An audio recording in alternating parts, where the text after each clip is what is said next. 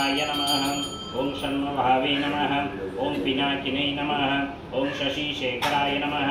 ओं वामदेवाय नमः ओं विरूपाक्षाय नमः ओं कपाब्धिने नमः ओं नीललोहिताय नमः ओं अर्धनारीश्वराय नमः ओं नीलकण्ठेश्वराय नमः ओं शंकराय नमः ओं शूलपन्याय नमः ओं कटविन्याय नमः ओं विष्णुवल्लभाय नमः ओं श्रीविस्थिताय नमः ओं अंबिकानाथाय नमः ओं श्रीकंठाय नमः